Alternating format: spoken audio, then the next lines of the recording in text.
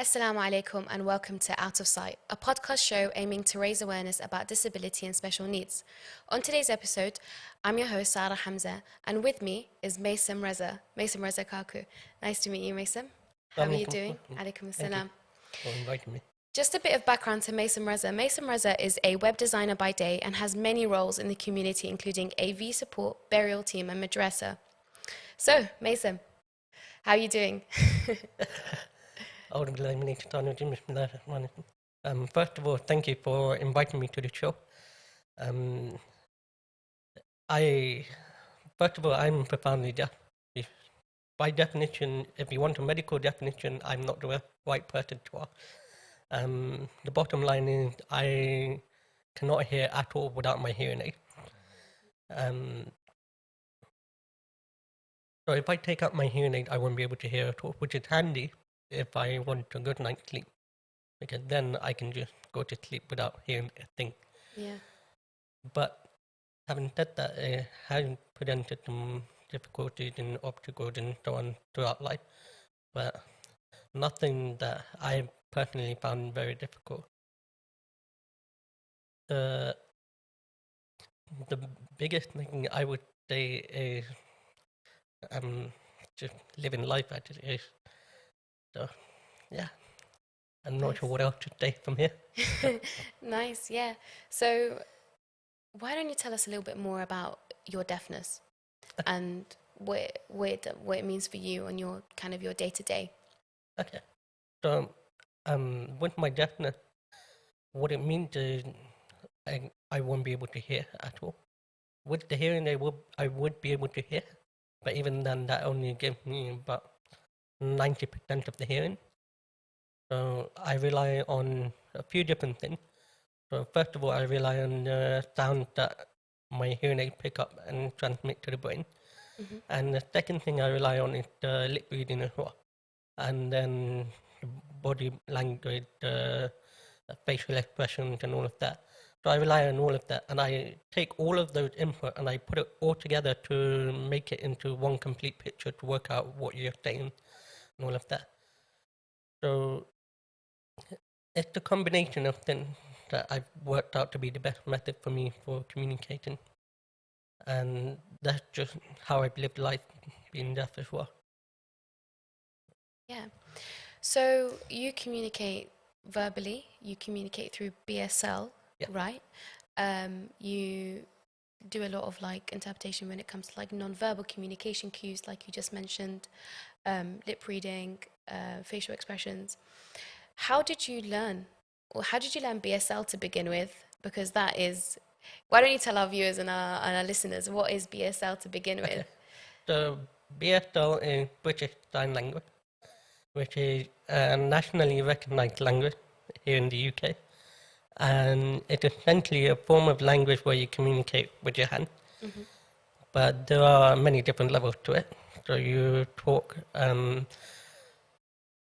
so generally you talk with your hand, but what a lot of people don't realize is that you not only your hand, but you use your face, you use your body, you use your facial expressions, and all of those things come together to make a bigger picture. So that's just an example. And I learned it from basically when I was born, because my whole family are profoundly deaf as well.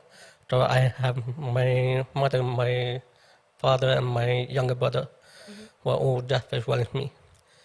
And it definitely come from a variety of things.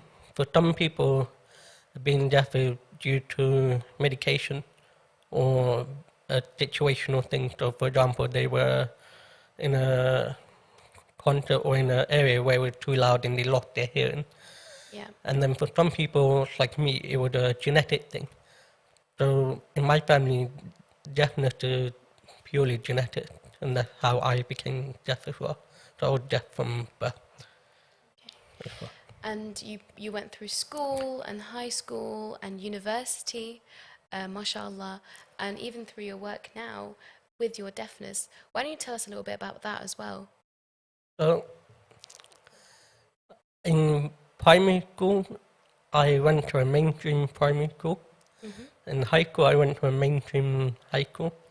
And in university, I went to a mainstream university as well. So my parents had the foresight to think, okay, I don't want to send my child to a special needs school.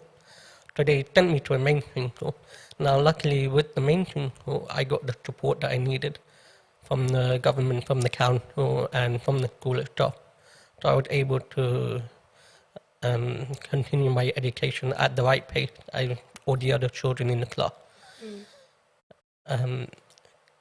With the primary school, it was a bit of a struggle because at the beginning the council didn't want to provide the support. But then my mum took the council to court, and from there the council decided to give me the support. So in primary school, I got the support in the end, which was very good because, as everyone knows, the younger years of childhood is basically when you build all the foundation for the rest of your life. Now, if you have that foundation correct, then the rest of your life is pretty much straightforward from there. So, alhamdulillah, I got the support I needed at the right time. And it's due to reaching out to the right people at the right time, like the council, the school, and all of them. And then hearing people as well. And yeah. Wow. First and foremost, shout out to your mum for taking the council to court. Honestly, there's a big lack of advocacy sometimes in our communities when it comes to children with disabilities or special needs. So it's unfortunate that the system doesn't help when the system is designed to help. And there's so much politics behind that, and we could probably have a whole episode on that. But yeah, shout out to your mum for doing so. A lot of credit goes to mum and dad. This whole episode is credit to mum. But so you gave us a bit of a perspective that you know you have insight into the communication world of like a very typical individual and the communication aspect of someone who is profoundly deaf using BSL or other kind of means. Can you tell us like the pros and cons of both, if you have a perspective on that? Okay. I think the best way to explain it is by using an anecdote. So, there was a researcher who actually looked into the specifics of pros and cons of communicating in the deaf world. And this German researcher found that when he was doing an experiment with two groups, one group being a hearing group and one group being a deaf group, he gave them a comic strip that's been cut up and made shuffled around so they're not in the right order. And he gave it to the hearing group and he gave it to the deaf group. And he told them, okay, you have a comic strip that's out of order. What you need to do is to work out what order the comic strip goes in. Fastest time win. Yeah. So then what happened was that the hearing group, they all started talking over each other and they all started saying, okay, what do you have? What do I have? What do you have? And they started debating and all of that. In the meantime, the deaf group, they spent the first minute just studying their picture. Yeah. And just looking at what they have. And then one person spoke. And what I found personally in the deaf community is that when one person speaking, you don't talk over them. So it's a very unidirectional form of communication. So when one person talks, you don't talk. Because everyone is focused on that one person. Everyone's looking at one person signing or lip reading that one person. So if you go back to that two-group scenario, the deaf group, because one person spoke, that one person said, okay, I have an image of so-and-so, and I'm going to pass it on to the next person. The next person then spoke, and slowly, the deaf group was able to build a full picture. And in the meantime, the hearing group were still trying to work out what picture they had. Yeah. So in the end, this German researcher, I forgot his name, but he found out that the deaf group was able to complete the comic strip in something like 3 or 4 minutes, whereas it took the hearing group about 10 minutes. Oh, wow. So I find communication in the deaf community a lot more direct and a lot more quicker. So especially when you're not just relying on words, but you have your facial expression, you have your body language, you have your hand, you can build a much more complete picture much more quicker. So it's much more easier to convey information then. Yeah. I think that's like, that's something that I've never heard before. It's not something that I've really thought of, to think it's more efficient for you, or for what research is essentially showing, that it's more efficient to communication between the deaf group than the hearing group. Because in my head, I don't know why, maybe this is just ignorance from my end, but in my head I was like, oh, maybe there's a limit because of vocabulary, or, you know, what is the kind of the limit in the BSL, in like British Sign Language? Is there a limit on vocabulary? Is there a limit on explanations and such? There's a limit on vocabulary because as BSL is a language of its own, Of course, yeah. it's got its own vocabulary and all of that. But at the same time, when people associate limited vocabulary with the language, I think it's completely the wrong notion. Because you have people, like take me for example, I went to primary school, I went to high school, I went to university and all of that. So alhamdulillah, I'm able to talk to you now. My speech is developed now, and credit goes to my mom and dad for that. And so because of that, my vocabulary is, I would say, sufficiently developed. So I don't think it's to do with the language at all, it's to do with the upbringing and the support you get. So if you look at somebody who's been brought up in the education system here and is disabled, not just specifically but generally disabled, I think they would get much more support here than if they were, for example, in Africa. 100%. Because the education support system in Africa is much more disadvantaged than it is here. So I don't think the vocabulary thing is to do with the language. It's more to do with the upbringing and the support that you have there. Yeah. Yeah, I agree. It's probably access, but very interesting actually. So you do a lot of work for the community as well. And I kind of went through that in the background very, very briefly because, mashallah, you're a very humble person. Why don't you tell us a little bit about your role in community? Because I know that's a big aspect of who you are, right? Yeah. So I do whatever I can for the community. That's my bottom line. So I get involved in the AV team at the mosque. And it's ironic because when you think of AV, you think of audio. And then you have a deaf person handling audio. So it's a very ironic thing. But apart from that, I also help out in different parts of the mosque as well. So I help with the burial team. I also help to run the madrasa as well. Yeah, I do whatever I can just to make sure the mosque function and the community is there. Yeah, that's amazing. And I think it's really important for someone like you to be part of this community, right? For A, representation, and B, because you're so integrated in the community, you do so much. I think we were speaking about this earlier. We spoke about the Stanmore community or the Khoja community that you're part of. They do a lot more than, like, for example, the Iraqi or the Persian communities when it comes to, for example, the deaf community, because you have BSL interpretation much more regularly, if not readily available, right? Or am I mistaken? BSL interpretation? It is available. So we do it for majority at the moment, yeah. How did that come about, actually? Why don't you tell us a little bit? So the at Danmore specifically, the live interpreting of Majalik actually started way back in the 90s, early Wow. 90s. And it started with my late grandmother, because my late grandmother had three kids, my father and my father's two sisters.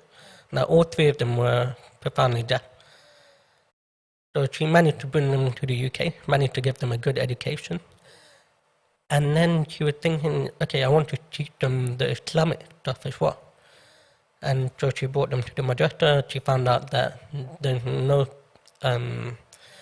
much support there at the madrasa, so she joined the madrasa and helped them to establish a special needs unit at the madrasa way back in the 90s. So from there, they had a class specifically for deaf people in the madrasa. And then the next thing was my dad having a dream one night. He had a dream, and the dream was that he was listening to a lecture and he was understanding the lecture. Now, at that time, he couldn't understand the lecture because the lecture was all in Urdu or Gujarati or whatever language it was. So when my dad woke up, he told my grandmother. My grandmother decided to use that as an initiative to start signing the lecture.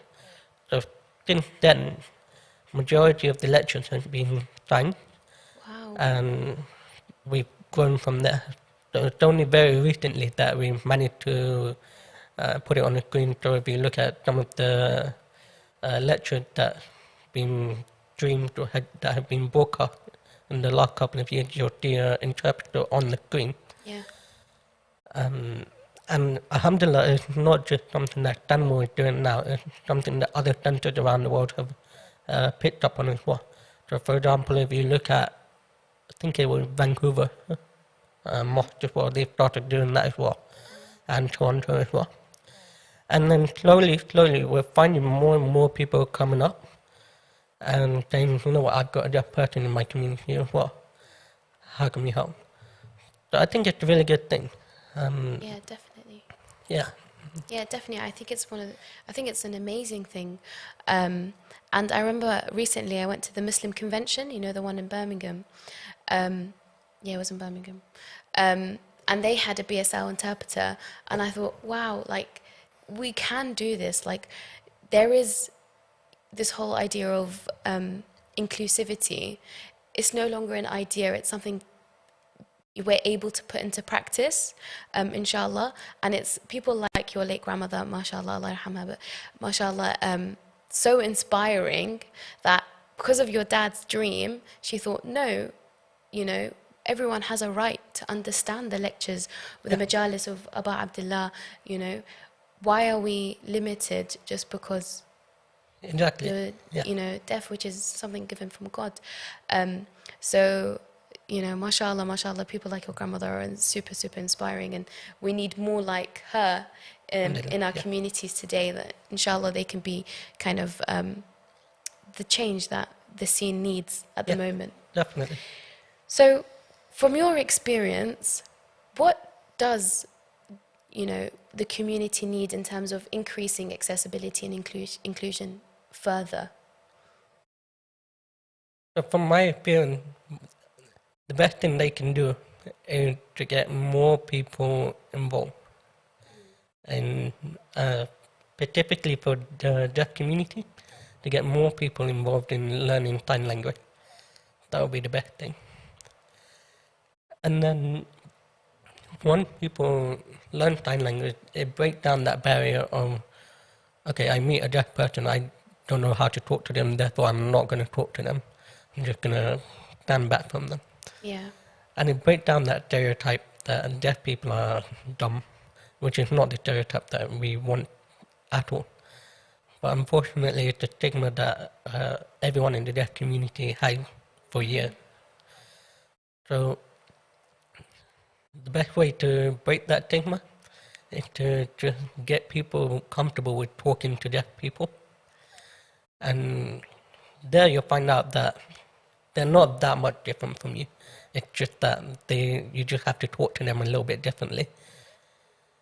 Apart from that, the normal people, they like to play football, they like to play with Lego, they like to put makeup on, they like to do whatever you like to do.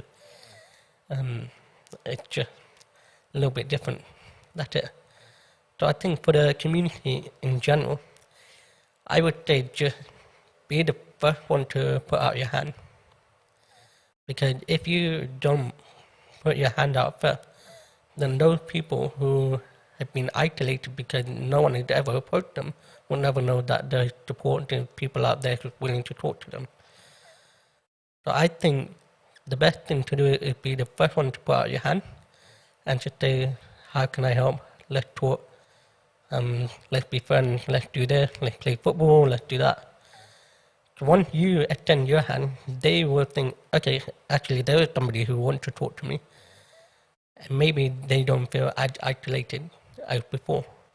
And then they start coming out of their shell and they start talking, and that's how you bring the deaf community into the general Muslim community as well. Yeah. And that's what I hope to happen in the future. Inshallah. I think it's so important. Just the idea that, the deaf community or individuals from the deaf community need to integrate with the Muslim community or the rest of, the hearing community is something that, to me, is like, it shouldn't, to begin with, they shouldn't be separate. Like, we should all be one anyways. And sometimes we forget that it does need a bit of proactiveness of extending a hand, just being like, hey, do you want to join us? But like you said, a lot of people are scared to even take that first move because they feel a bit awkward, or they feel like, how can I speak to this person? Or what do I say? Or will they hear me? Will they not hear me? Will they understand me? Will they not understand me? So, from what you're speaking today, you say just go for it, just talk to them, try and speak to them. Majority will be able to lip read, isn't it?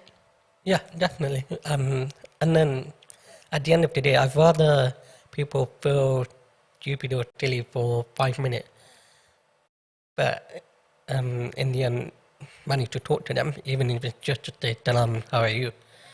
Rather than go their whole life just regretting not being able to make that first step.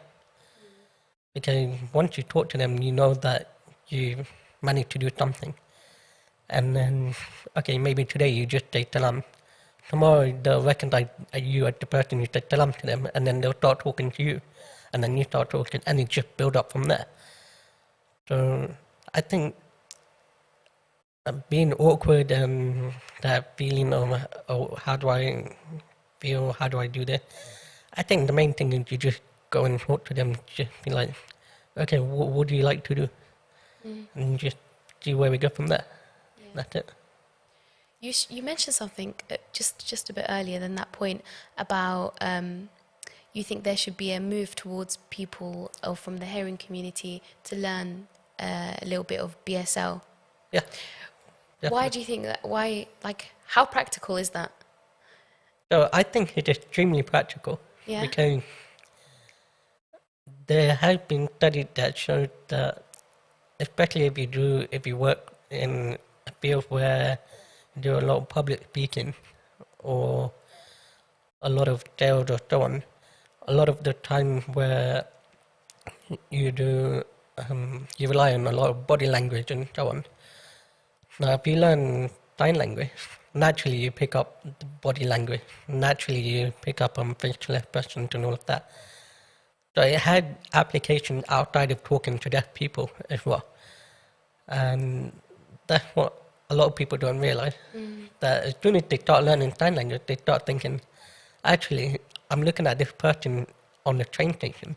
I can tell that this person is really, really stressed out because his shoulders are all tensed up and his eyebrows are all furrowed together and all of that. And I can tell this person is really stressed out. And that's only because I learned sign language. Wow. So I think it's a very practical thing to do. And at the end of the day, you learn another language as well. So I think it's a good thing to do. Yeah, of course. Wow. I never thought about learning sign language. Actually, I tried at uni. You know, when they do like the extra courses, like Yeah, extra modules. I did it for a term, and I was like, this is hard. It is hard, isn't it? yeah. It It is hard takes at first, practice, but though. you get there. Yeah, You will every get there. language is hard to learn to begin with. So, what you think people should introduce sign language into schools like they introduce French? Do you think people should introduce sign language in schools like they introduce French? I think they should, because one thing people don't realize is the power of sign language and the power of body language. Yeah, And if you teach that at school, people will naturally understand that a little bit more than now. So, for example, if you want to portray to someone that you're welcome to ideas and all of that, if you teach them in school, for example, let's say if you teach a child to say that if you're welcome to ideas, hold your arms open, and if you're not open to ideas, just cross your arms together. That is a form of body language. yeah, And then from that, you teach them sign language as well. And that has so many applications yeah. going forward. So I think definitely it needs to be taught in schools as well. Inshallah, inshallah. Maybe you can be an advocate for that. Inshallah, in one the day. local. One day. Inshallah. We spoke about the differences in our communities when it comes to, for example, BSL interpretation for majalis and other kind of deficits or lack in terms of timeline when it comes to accessibility and inclusion within our communities in itself. And we spoke a little bit about it off air as well. What do you think, or where do you think, for example, the Khawaja community is in comparison to, let's say, can I say white people? But like like Caucasians, The general not public. ethnic minorities, because I know that ethnic minorities, because we're relatively new in terms of like immigration and migration, we're less established, let's say. So where do you think, in comparison to, let's say, the Caucasian communities or the Christian communities or other religious groups, where are we and how can we be maybe better, or we don't need to be? So I think we've taken the first step in the sense that we've started establishing interpreters in the mosque as well. We've started providing services for deaf people in the community. So, for example, we have madrasas that cater for special needs, that have a team that caters for special needs. We have majalis that are being signed, so they are being interpreted live. And we even have a group that have gone for Ziyarat and Umrah and Hajj, specifically for special needs people. So I think that's a good thing. However, I think there's a lot more we could do. For example, with our Ahlulbayt brothers and sisters, they're working on a Quran that is completely signed in sign language. Wow. So then the deaf brothers and sisters can understand the Quran as well. So that's one idea. The other thing is, currently me and my a group of us are working on creating a form of sign language called British Chia Sign Language, which is mainly because when you have BSL and a lecture being signed in BSL, for most of the words that the lecturer is saying, the word is there in the BSL vocabulary, in the BSL dictionary. But then when the Sheikh goes and said, in Karbala, Imam Hussein did that, Yeah. there's no specific sign for Karbala or Imam Hussein. Yeah. So that's the gap that we've identified in the BSL vocabulary. So that's why a group of us are working on developing a whole new sub-language or sub-vocabulary list. Wow. A whole new sign. So for example, if you were to sign Karbala, you would do the letter K, and then you would do and this will be the time for Kabbalah. Wow. And it had some meanings as well, but hopefully that's something that's in development at the moment. But looking at the general public, it reminds me of an example when we had a Jehovah's Witness knocking at our door. Yeah. So naturally, like anyone else, we said we're not interested. Yeah. And the guy was just saying, yeah, just watch this video and you'll be interested. So I said, we can't. We're all profoundly deaf. So we're not interested anyway. So the guy was like, okay, fine. Don't worry. He went. The next day, the same guy came back and he said, don't worry, here's the signed version of the video. Wow, dedication. And we were like, okay, but we're not interested, but kudos to you. Yeah. So the fact that they're actually thinking of active or proactive tabligh as well, I think that's somewhere we can develop as well. 100%. So there's a lot that can be done. And there are people around the world who can make it happen. But as it is right now, we just need more people to actually start thinking, okay, where is the gap? And how can we help these people? Because at the end of the day, our Islamic duty is to promote one ummah, right? So the best way to promote the one ummah is to bring all the people up when you go up as well. So, Now, how do you do that? By you talking to them, building a relationship with them, and you actually saying, okay, if I'm developing myself, how do I bring them up? How do I develop them as well? And just go from there. yeah. You've touched on quite interesting points. Firstly, I think the British Shiite language thing is a very interesting thing. I never thought about it. I thought, because I'm always like, oh yeah, be a sound interpreter, that's so cool. But to think, yeah, how would they sign like Karbala, Imam Hussein, Sayyidah Zainab, like a lot of these things, or even like Noha, like Latom and stuff like that, you can't really sign. Exactly. It's really difficult to sign, but it doesn't mean that we shouldn't try. Or like what you're doing now is you're filling in the gap, because that's the gap identified. Yeah. Yeah. So that's quite cool. And inshallah, that can benefit a lot more, like your community and a lot of the other communities as well, because Imam Hussein is universal, right? So inshallah, and the Quran, I never thought about the Quran actually. That was quite an interesting point you raised. Yeah, there's a lot of things that can be done. Like you mentioned, you never actually thought about it. Yeah. And that's the kind of point that I'm trying to make. You only think about these things once you actually meet or you interact with different kind of people. So credit to you for actually reaching out to all those different kind of people and actually learning. And that's why we need more people to do what you're doing. Yeah. We need more people to actually just go out and just meet other people, not with the intention of, okay, I need to be proactive or anything, but just generally just being like, okay, let's meet as many different people as I can meet and see where I go from there and see what comes up. Yeah. And then from there, you just build up on it. Yeah, I guess that's the whole point of this podcast, right? Is to start these conversations so people at home can, from the comfort of their own home, they can hear from your perspective and other perspectives, like people like you and professionals as well, about what we're not having conversations about, what we're not listening to, and having these conversations for them to listen to and be like, oh, hold on, light bulb moment, this stuff exists, and actually, you know, there's a gap here and there's a gap here and this affects me in this way and I can do this in this way, and it's all about starting that conversation. It's the first step.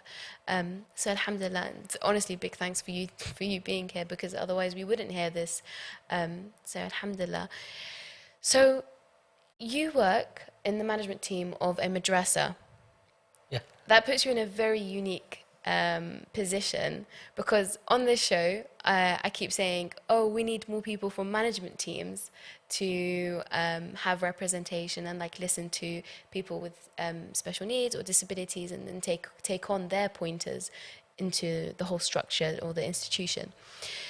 As being on the management team, have you made or have you introduced any changes to the school, or do you think there should be any changes to the school? Not necessarily for the deaf community per se, because I know you guys said you have you have deaf Yeah. classes and such, but for other special needs and disabilities. So generally, I think the best way forward is to have a plan ready. Because speaking from experience, I've had parents come up to me and say, I want to join your madrasa, but my children have special needs. Now, I don't turn people away from madrasa because I believe that madrasa is as important as school, a normal school, the mainstream school. And I believe that Islamic education is just as important, so I don't turn anyone away. But then you start thinking, okay, how do I accommodate that? So the best way forward is to always have a plan ready. So you sit down to the parents and talk to them about what they need and how we can accommodate them. And then if you find out, actually, you know what, I have no idea how we can accommodate this, then for me, I just reach out to a person who actually does know how to do it. Mm-hmm. So for example, in my experience, one of the children that we've taken on board in our madrasa is autistic. So when I first met the people, I had no idea how to accommodate that. But luckily, I had a friend who worked with autistic people, and I believe you met her. Well, she was on the show recently. Adra. Oh, Sister Azria, of course. Yeah. She's notorious. So I reached out to Adra and I asked her, okay, how do I do this? And she was very kind and she taught me through the step. And then from there, I built an idea and I built a plan of how we want to do it. Proposed it. We, as a team, we worked on it together. And then we thought, okay, we can do this. And that's how we managed to accommodate all the people with special needs in our madrasa as well. So I think for madrasa in general, the first step is to think that if you have a madrasa, then even if you don't have the resources in place, or if you don't have the people in place for it, the least you can do is you have a plan in place, or you know what to do if it happens. If a parent comes to you and say, you know what, I've got a child with special needs and I want to go to the madrasa. But as long as you're prepared for that, it's pretty straightforward. You just follow the plan. You follow the plan. You make it sound like it's simple. But yeah, so I guess the first or the most important step is the actual parents reaching out, them coming forward, and them feeling like there's a spot in the school for their child. Yeah. Do you ever find that perhaps parents don't feel like they can come forward, or they shouldn't come forward, or they don't feel like there's a spot for their child? Yeah. So I've had an experience where parents were not really comfortable with their child being deaf, or they were still coming to terms with their child being deaf. So as a result, they sent the child to mainstream school, but too late they realized actually we forgot all about madrasa because we were so focused on getting the child reported in school. So then they reached out to me and they said, I had no idea how to do this for a deaf person at all. So I went over to their house and I spoke to them. Any questions they had, they asked me. They had a lot of questions. But alhamdulillah, they managed to get all the questions answered. I hope they managed to get all the questions answered. And then at the end of the day, they decided, okay, there is a way we can do it. So they sent their children from madrasa. Up to now, that child is still in madrasa. Wow. Alhamdulillah. Alhamdulillah, yeah. So I think if parents are still uncomfortable, or if they're still on the fence on deciding about madrasa, I think that they should go for it. Go to madrasa, because at the end of the day, if they don't like the madrasa, the fact that they've tried means they've done it. They've done the first step. They've reached out. But if they follow this stigma or taboo that deaf people won't be able to learn, and they shield the child away from a doctor, they don't take them to a doctor, then there's no way the child is gonna develop at all. So you're not opening any path of development for that child. And ultimately, that's what you want for the child. You want the child to develop. Mm-hmm. So the best way to develop is to bring them to madrasa, bring them to school and all of that. Not keep them locked up in a room or keep them at home and not do anything. That I don't think is the right way at all. So, Yeah, I completely agree. But so these kind of stigmas and preconceptions or taboos, per se, that you say that you've experienced with parents that might have them for their own kids that are from the deaf community.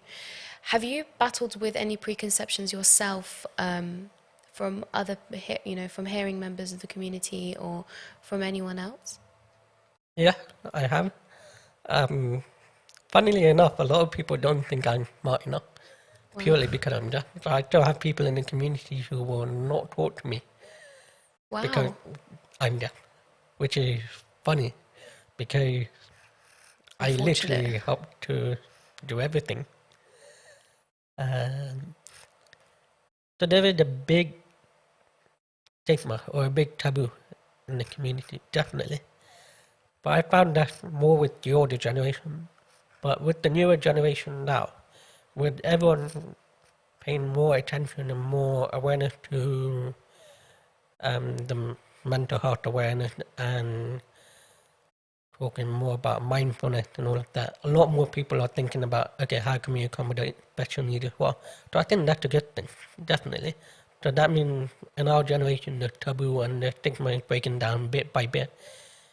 But again, that's only for people who are being involved or have taken part in mindfulness or mental health awareness. Whereas if you look at people who come from places where there's no such thing about that, it's very weird. It means that there's no talk of mental health awareness there, so therefore there's no focus on special needs. Which is why I think that in our generation, the taboo and the stigma is less, still there, but generally more people are more open now, which is good. It's moving in the right direction. Alhamdulillah that we're moving in the right direction, but it's still very unfortunate that, in your experience, because to me, I'm like, wow, you do so much for the community and you're very present, which is not a lot, it's not something a lot of people can say, for anyone really, be it from hearing community or from the deaf community. It's still unfortunate that people have this preconception of, oh, deaf people are dumb or deaf people can't. And I think like the fact that you work in like AV sound and media as a deaf person is the biggest kind of, I don't want to say in your face, but like the biggest way you can say we can do it all. Yeah, pretty much. And it is breaking the barrier. So alhamdulillah and mashallah to yourself. Alhamdulillah.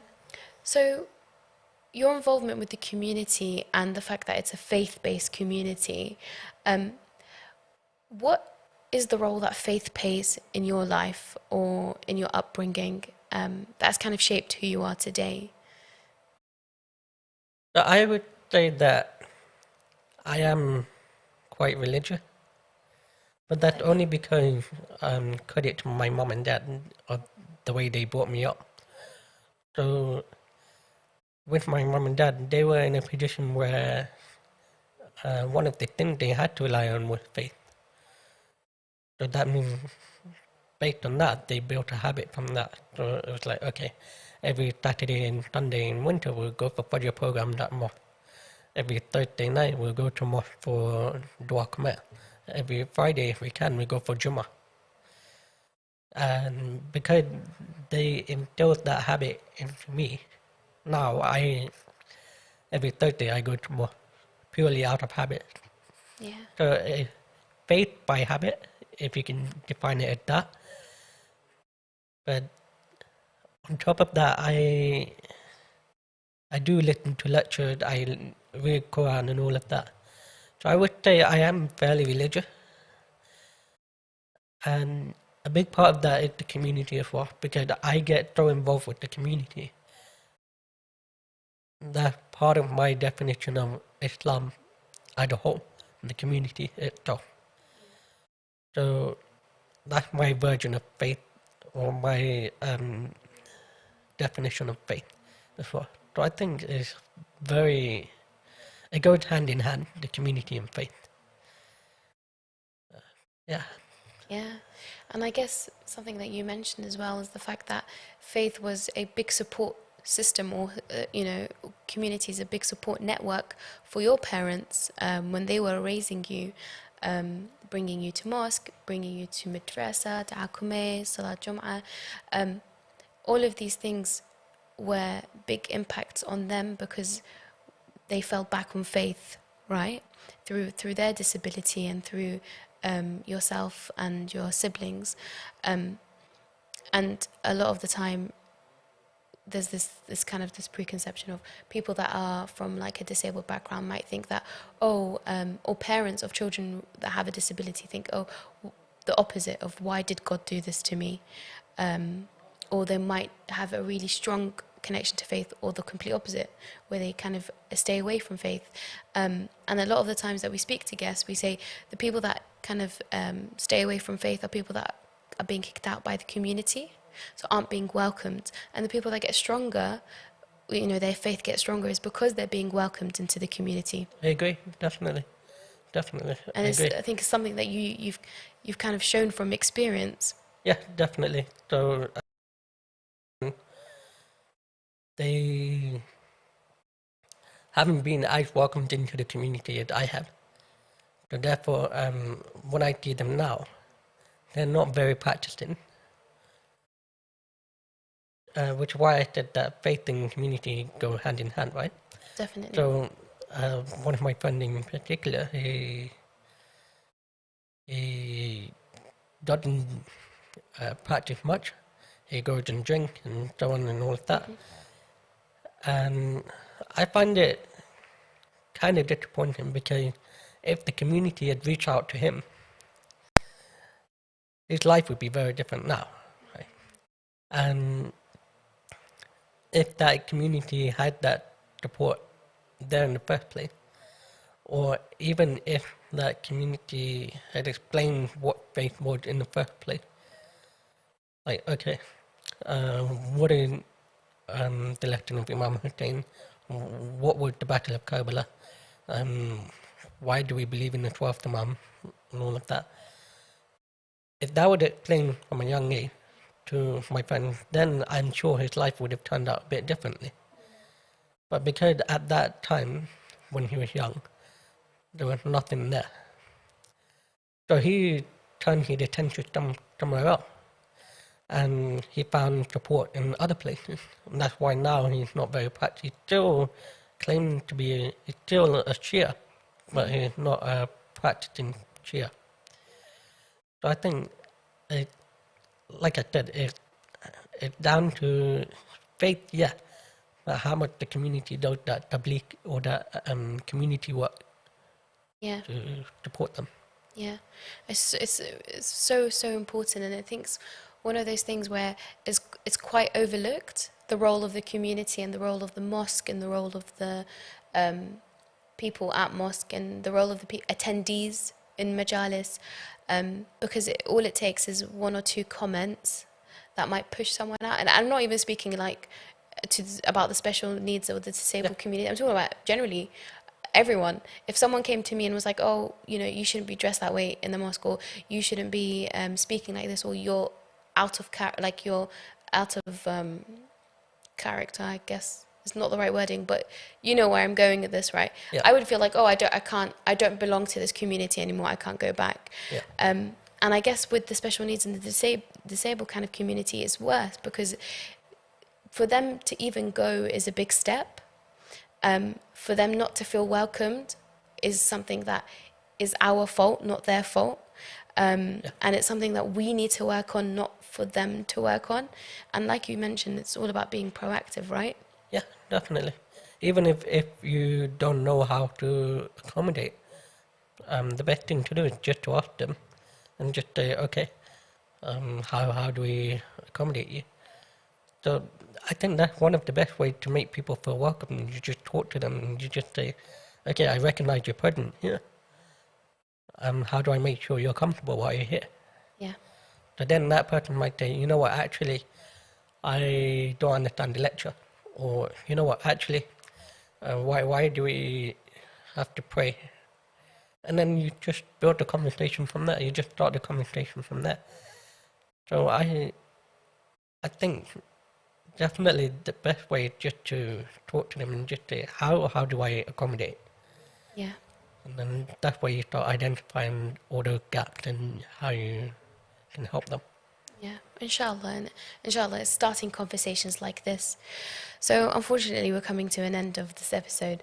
So, I just want you, in your own kind of words, to tell us like advice to the general viewers or the listeners, or even to parents that might be struggling with a new diagnosis for their child, or individuals struggling with a diagnosis of any type of special needs or disability, or specifically deafness, you know, how they can come to terms with it, or what advice would you basically want to part us with?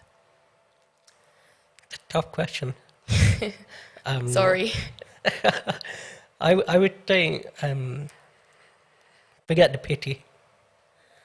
So when I meet people and I say I'm profoundly deaf, they say, "Oh, I'm sorry to hear." It's like, oh, why are you sorry? There's nothing to be sorry about, because if Allah has made us the best of creation, then there's a reason why I'm deaf, right? So therefore, there's nothing to be sorry about. But rather than thinking, "Oh, I'm sorry," or sending pity on someone, I would say start thinking about how you can work together, because Muslims, our responsibility is to bring everyone together into one ummah and to bring them up. So the best way to do that is to start thinking, okay, how do I involve them with whatever I'm doing? Because if I'm going to develop myself, the best way to bring the community together is to get everyone to develop with me. And that's how we all grow together. So I think that you just reach out to them. For the people who have just come to terms that they have someone deaf, it's not the end of the world at all. There's plenty of solutions out there, there's plenty of support out there, and there's no reason that someone who is deaf or someone who has special needs cannot live a normal life at all, or a general life at all. It just means that they're just going to do things a little differently. That's all it means. So, yeah, it's nothing to worry about. It just means that Allah has a different plan for you. That's it. Definitely. Honestly, that's an amazing kind of ending to the show. And I think there's so much to learn from just listening to people and from listening to individuals like yourself, and trying to understand what we can do, what you can do, what we can all do together, in trying to support one another to bring each other up, right? And like you mentioned, that's the beauty of Islam. We are one ummah for a reason. Yeah. There's a reason why we go majalis and mosque. Why is mosque such an integral part of our deen? It's because the whole idea of collectiveness is so integral in our faith, which is quite overlooked sometimes. And then all the idea of collectiveness doesn't include certain individuals, which is so wrong. And I love the way you put it, where Allah doesn't create anything less than perfect. You know, if we're all creations from God, that means we're all good creations. And understanding the value associated to what does a creation of God actually mean. So I think that's a very, very important point. And like, it's very interesting how people say, I'm sorry to hear that about when you say, oh, I'm deaf, because I don't know what condolences they're paying. Yeah, it is a funny situation to be in because on one hand you feel like you want to feel pity for them, but on the other hand, nobody wants pity. Yeah. So it's a funny situation, but definitely something that just comes about with changing your mindset. Yeah, changing it from pity to maybe interest, to Yeah. be like, oh, you're deaf. How does that work? Or like, Yeah, what do you do? How do you definitely. do it? Because I think when you ask, how do you do it? The person's like, oh, let me explain it to you. And then you're like, wow, all of these things. Yeah, definitely. But yeah, so inshallah khair, and inshallah the viewers and the listeners have been able to benefit from this episode, and I personally think it's been quite interesting. So thank you very much. And Thank you for having me. yeah, no, honestly, I think it's been great. So thank you very much to the listeners and the viewers for listening to this episode. Inshallah, we'll be back next week with another guest on the Out of Sight podcast. Inshallah, we'll see you then. Ma'as salama.